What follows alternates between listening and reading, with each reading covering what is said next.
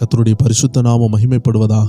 இன்றைய நாளுக்கான தேவனுடைய வார்த்தை மத்தேயு 5:7 சொல்லுகிறது, இரக்கமுள்ளவர்கள் பாக்கியவான்கள், அவர்கள் இரக்கம் பெறுவார்கள். ஆம் தேவச்சனமே, இந்த பி ஆட்டிடியூட்ஸ்ன்னு சொல்லக்கூடிய ஆண்டவருக்கு கீழ்ப்படிதலோடு நம்ம வாழ்கிறதுக்கு உதவி செய்கிற ஆண்டவராக இயேசு கிறிஸ்துவனுடைய வாயிலிருந்து புறப்பட்ட இந்த வார்த்தை, மலை பிரசங்கம்னு சொல்லக்கூடிய அந்த இடத்துல இருந்து, மலையில் இருந்து அவர் பேசின வார்த்தைகள் தான், ஆவியில் எளிமை உள்ளவர்கள் பாக்கியவான்கள், பரலோக ராஜ்யம் அவர்களுடையது, துயரப்படுகிறவர்கள் பாக்கியவான்கள், அவர்கள் ஆறுதல் அடைவார்கள், சாந்தம் குணம் உள்ளவர்கள் பாக்கியவான்கள், அவர்கள் பூமியை சுதந்தரித்துக் கொள்வார்கள், நீதியின் மேல் பசிதாகம் உள்ளவர்கள் பாக்கியவான்கள், அவர்கள் திருப்தி அடைவார்கள். இதில் 7வது வசனம்தான், இரக்கம் உள்ளவர்கள் பாக்கியவான்கள், அவர்கள் இரக்கம் பெறுவார்கள். தேவஜனமே, நம்ம வாசித்த எல்லா வசனமும் மறுமையினுடைய வாழ்க்கைக்கு உதவி செய்ய அந்த வசனங்கள் நமக்கு கீழ்ப்படிய உதவி செய்கிறது. ஆனால் அந்த பூமியிலேயே நீங்கள் வாழும் பொழுதே உங்களுக்கு உதவிகளை பெற்றுக்கொள்ள வேண்டும் என்றால் இரக்கம் செய்தால் நீங்கள் இரக்கம் பெறுவீர்கள். அடுத்த வசனம் பாருங்க, சமாதானம் பண்ணினா நீங்க பாக்கியவான்கள், உங்களுக்கு என்ன கிடைக்குது? தேவனுடைய புத்திரர்கள் என்னப்படுவீர்கள். ஸோ தேவஜனமே, இந்த பூமியில் நமக்கு சில ரிஃப்ளெக்ஷன், சில அவுட்புட் உங்களுக்கு வேணும்னா, நீங்கள் பரலோக ராஜ்யத்தில் நிறைய விஷயங்கள் கண்டிப்பாக ஆண்டு உங்களுக்காக வச்சிருக்கிறாரு. பரலோக ராஜ்யம் உங்களுடையது தான், நீங்கள் தேவனுடைய புத்திரர்கள் தான். ஆனால் அந்த பூமியில் வாழும் பொழுது அடுத்தவங்களுக்கு புரோஜனப்படுற மாதிரி ஒரு காரியம்னா அது நீங்கள் இரக்கம் செய்தால்தான் அது நடக்கும். சில நேரம் உங்கள்கிட்ட இரக்கமாக சிலர் பரிந்து கேட்பாங்க, உங்களுக்கு திராணி இருக்கும், ஆனாலும் செய்ய மாட்டீங்க. அதற்கு மெயின் காரணம் ஒருவேளை அது உங்களுக்கு பழக்கம் இல்லாமல் இருக்கலாம், இல்லை ஒரு சோர்வாக இருக்கலாம். ஆண்டு சொல்கிறாரு, உங்களுக்கு நன்மை செய்ய திராணி இருக்கும் பொழுது அதை செய்யத்தக்கவர்களுக்கு செய்யாமல் இருக்கக்கூடாதுன்னு சொல்கிறாரு. உங்களால் முடிஞ்சதை கர்த்தர் என்ன செய்கிறாருன்னா, ஏழை எளியவர்களுக்கு பாவப்பட்டவர்களுக்கு உதவி செய்ய ஆண்டு அழைக்கிறார். இந்த காலை வேளையில் ஆண்டு உங்களுடைய கனி நிறைந்த அன்பான இருதயத்தை கேட்கிறாரு. ஆண்டவர் ஒரு அத்தி மரத்துக்கிட்ட போகிறாரு, அது பசுமையாக இருந்ததே தவிர அதில் பழங்கள் இல்லை. ஸோ தேவச்சனமே, நம்ம பரிசுத்தமாக வாழ்கிறோம், அன்பாக வாழ்கிறோன்னு சொல்கிறதுனுடைய அவுட்புட்டே நம்மளுடைய அன்பு தான். நம்ம அடுத்தவங்களுக்கு நம்ம செய்கிறத வைத்து தான் நம்மளுடைய அன்பு எவ்வளோ இருக்குதுன்னு புரிந்து கொள்ள முடியும். நல்லா ஜெபிப்போம், பட் ஆனால் அடுத்தவங்களோடு டீல் பண்ணும் பொழுது நமக்கு பேச தெரியாது, நம்ம கோவத்தோடு பேசிட்டு வந்துடுவோம், அதை எப்படி டீல் பண்ணணும்னு தெரியாது. ஆண்டவர் சொல்கிறாரு, இந்த இடத்துல தான் இரக்கம் உதவி செய்யும். நிறைய பேர் பயப்படுவாங்க, நம்ம இரக்கமாக பேசுனா அவங்க நம்மளை அடக்கிடுவாங்க, அவங்க நம்மளை ஆளுகை செய்வாங்கன்னு பயப்படுவாங்க. அதனால தான் ஆண்டோடைய வார்த்தை சொல்லுது, புறாவை போல கபடற்றவர்களாக இருங்க, சர்ப்பத்தை போல ஞானமாக, அதாவது வீணா உள்ளவர்களாக இருங்க. ஏன்னா ஒரு சர்ப்பம் தந்திரமாக இருக்கும், அது மாட்டாது. அதே போல் தேவ ஜனங்கள் புறாவை போல கபடற்றவர்களாக இருக்கணும், தீமையானவர்கள்ட்ட சர்ப்பத்தை போல ஞானமாக இருக்கணும். யார் எந்த விஷயத்திற்காக இரக்கம் கேட்குறாங்கன்னு ஞானமாக நம்ம செயல்பட்டால் நம்ம ஒரு இம்பேக்டை உருவாக்க முடியும். ஒரு குறிப்பிட்ட பட்டணத்தில் ஆண்டவரை அறிந்த ஒரு போலீஸ்காரர் இருந்தார். அவர் ஆண்டவர் அறிந்த நல்ல மனிதர். அவருக்கு நன்காக தெரியும், எத்தனையோ நபர்களை பிடித்து ஜெயிலில் போடும் பொழுது அவருக்கு நன்கு தெரியும், இவர்கள் ஜெயிலில் போட்ட உடனே திருந்த முடியாது, இயேசுவை ஏற்றுக்கொண்டாதான் இவங்க பாவம் மன்னிக்கப்படும், நல்லா தெரியும். அப்படி ஒரு கேஸில் என்ன ஆயிட்டுன்னா, ஒரு மதுபானத்தை கள்ளத்தனமாக விற்ற ஒரு நபரை பிடித்து கொண்டு வருகிறார்கள். அந்த நபருக்கு வேறு வேலையே இல்லாததுனால, பணம் எப்படி கொண்டு வரன்னு தெரியாததுனால இந்த கள்ளச்சாராயங்களை கொஞ்சம் வாங்கி விற்று கொண்டு இருந்திருக்காரு.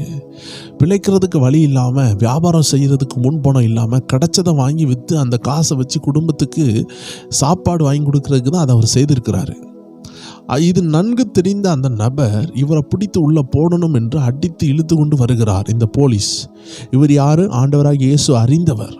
அப்போது இவங்களுடைய இந்த குடிகாரனுடைய அந்த குடி பாட்டில்களை, அதாவது கள்ளச்சாராயங்களை விற்ற அந்த நபருடைய மனைவி ஓடி போலீஸனுடைய கால்களில் விழுந்து, ஐயா, நான் ப்ரெக்னெண்ட்டாக இருக்கிறேன், என் வயிற்றுக்குள்ளே ஒரு கர்ப்பம் உண்டாய் ஒரு பேபி இருக்குது, நான் கர்ப்பம் தரித்தவள், அதனால் தயவு செய்து எங்களை விட்டுவிடுங்கள், எனக்கு யாருமே கிடையாது, நான் ப்ரெக்னெண்ட்டாக இருக்கிறதுனால வேறு சாப்பாடுக்கு எதுவுமே இல்லாததுனாலையும் ஒரு காய்கறியும் வீட்டில் இல்லாததுனாலையும் தான் இந்த மாதிரி செய்து விட்டார், இனிமேல் நாங்கள் செய்யவே மாட்டோம்னு சொல்லும் பொழுது இந்த போலீஸ்காரர் கொஞ்சம் கூட இரக்கம் பாராட்டாமல், ஏசப்பா பிள்ளையாக இருந்தும் கூட அந்த சகோதரியை வயிற்றிலே ஒரு மிதித்து அது கீழே தள்ளி போட்டார். அந்த பேபியும் சேர்ந்து, வயிற்றில் இருந்த பேபியும் சேர்ந்து அடி வாங்கி அந்த சகோதரி அப்படியே தரையில் உருண்டு அப்படியே உருள்றாங்க.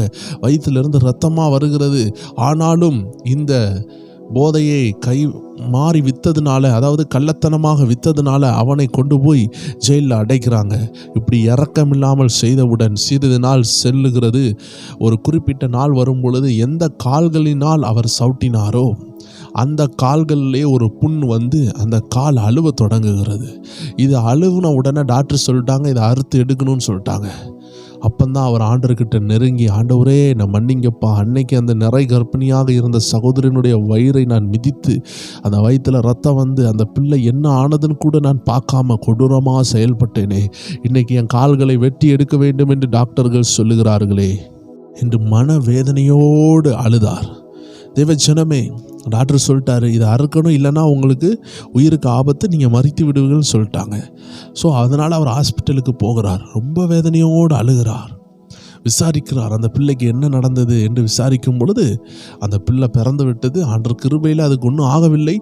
ஆனாலும் அவர் மன்னிப்பு கேட்குறார். அந்த சகோதரிகிட்ட போய் நான் தயவாய் நான் மன்னிங்கன்னு சொல்லி கேட்கும் பொழுது அவர் ஹாஸ்பிட்டல்லையும் போய் காட்டும் பொழுது காலை வெட்ட வேண்டாம், உங்களுக்கு சரியாகும் என்று ஒரு நல்ல ஒரு செய்தியை கேட்டார். காரணம் என்னென்னா மனம் திரும்பினார். தெய்வஜனமே, நம்ம ஏசப்பா பிள்ளைகள் தான். ஆனாலும் நம்ம சில நேரம் என்ன செஞ்சுருவாங்க, குடும்பத்தில் பிரச்சனைகள் வரும் பொழுது தேவையில்லாத விஷயங்களை செய்து போலீஸ் ஸ்டேஷன், கோர்ட்டு அப்படி இப்படின்னு அலைய வேண்டிய ஒரு சூழ்நிலைகள் வந்து விடுகிறது. நல்லா ஜெபிக்கிற கணவர்கள் கூட மனைவிகளை அடித்து விடுகிறார்கள். ஸோ தேவச்சனமே, இந்த நாட்களில் வசனம் சொல்லுகிறது, இரக்கம் செய்கிறவர்கள் பாக்கியவான்கள், அவர்களுக்கு இரக்கம் உண்டாகும். ஸோ நமக்கு எவ்வளோ தூரம் இரக்கம் செய்ய முடியுமோ நீங்கள் இரக்கம் செய்யுங்க. குடும்ப தலைவர்கள் உங்கள் குடும்பத்துக்கு இரக்கம் செய்யுங்க. உங்கள் மனைவிக்கு, உங்கள் பிள்ளைகளுக்கு இரக்கம் செய்யுங்க. பிள்ளைகள் இதை கேட்குறீங்கன்னா உங்கள் அம்மா அப்பாவுக்கு இரக்கம் செய்யுங்க. உங்களால் முடிஞ்சதை செய்யுங்க. ஒரு மனைவி இதை கேட்குறீங்க, உங்கள் குடும்ப தலைவருக்கும் உங்கள் பிள்ளைகளுக்கும் நீங்கள் இரக்கம் செய்யுங்க. முடிந்த லெவலில் இரக்கம் செய்யுங்க. இதெல்லாம் தாண்டி உங்கள் குடும்பமாக சேர்ந்து உங்கள் வீட்டுக்கிட்ட உள்ளவங்களுக்கு நீங்கள் இரக்கம் செய்யுங்க. ஏசப்பாவை அறியாதவங்களுக்கு ஏதாவது ஒரு ஆப்பர்ச்சுனிட்டி யூஸ் பண்ணி அவங்க பிறந்த நாளுக்கு அங்கே போயிட்டு அவங்களுக்கு ஒரு சின்னதாக ஏசப்பா பற்றி ஒரு சாட்சி, இல்லை ஒரு பைபிள், ஏதாவது ஒன்று நீங்கள் உங்களால் முடிஞ்சதை நீங்கள் செய்யுங்க. ஆம் தேவஜனமே, இரக்கம் செய்கிறதுல பெரிய இரக்கம். நம்ம சுவிசேஷத்தை அறிவிக்கிறதும் இயேசுவை கொண்டு போகிறதும் பெரிய இரக்கம். அந்த நபர்கள் ரட்சிக்கப்படுவார்கள் அல்லவா?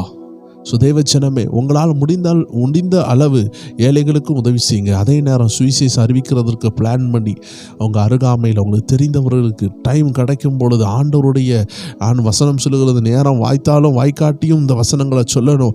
ஆனால் நம்மளுடைய வாழ்க்கையில் நேரம் வாய்த்தால் கூட சொல்லாத லெவலில் இன்றைக்கி உலகம் போய்கொண்டு இருக்கும் பொழுது நீங்கள் ஆவியானுடைய சித்தத்தின்படி ஏவுதல் வரும் பொழுது, உங்களுக்கு பணம் இருக்கும் பொழுதும், சில நல்ல விஷயங்களுக்கு நீங்கள் அட்டன் பண்ணும் பொழுதும் நீங்கள் அந்த சான்ஸை யூஸ் பண்ணி பைபிள் வசனங்களை கொடுக்கவோ, ட்ராக்ஸ் கொடுக்கவோ, உங்கள் சாட்சிகளை பகிர்ந்து கொள்ளவோ நீங்கள் ஒரு வித்தை போட்டிங்கன்னா அது ஒரு நாள் வளரும். அதில் எந்த சந்தேகமும் இல்லை. எல்லாரும் கண்களை மூடலாம், செபிக்கலாம். அன்பின் ஆண்டவரை, இரக்கம் செய்கிறவர்கள் பாக்கியவான்கள், அவர்கள் இரக்கம் பெறுவார்கள்னு உங்களுடைய வார்த்தை சொல்லுகிறதே அப்பா. நாங்கள் இரக்கம் செய்ய எங்களுக்கு உதவி செய்யுங்க. நாங்கள் சாட்சியாக வாழ உதவி செய்யுங்க. இந்த நாள் இன்பமாக இருக்கட்டும். இந்த நாளில் பிறந்த நாள், திருமண நாள், நல்ல விஷயங்களை காண்கிற ஒவ்வொரு ஜனங்களையும் ஆசீர்வதிங்கப்பா. வேதனையோடு பயத்தோடு இருக்கிறவங்க, ஆண்டவரே போராட்டத்தை எப்படி ஜெயிக்கணும்னு இருக்கிறவங்கள இந்த வார்த்தையினால் ஆசீர்வதிங்க. அவங்க எழும்பி ஜெயத்தை பெற்றுக்கொள்ளட்டும். தோல்விகளை எல்லாம் சாதனையாய் மாறட்டும். உங்கள் கரங்களில் ஒப்பு கொடுக்கிறோம். இயேசுவின் நாமத்தில் ஜெபிக்கிறோம் எங்கள் ஜீவனுள்ள நல்ல பிதாவே. ஆமேன், ஆமேன், ஆமேன். தேவச்சனங்களே, 21 நாள் உபாச ஜெபம் நடக்கிறது. ஜஸ்ட்டு இன்றைக்கி இரவு 9 மணிக்கு நீங்கள் இது வரைக்கும் அட்டன் பண்ணலன்னா, புதிதாக இதை பார்க்குறீங்கன்னா அட்டன் பண்ணுங்கள். வசனத்தை கேளுங்க. வாழ்க்கையில் தேவனுடைய கிரியைகளை பார்ப்பீங்க. தொடர்ந்து ஜெபிக்கிறவங்க தொடர்ந்து அட்டன் பண்ணுங்கள். கர்த்தர் உங்களை ஆசீர்வதிப்பாராக.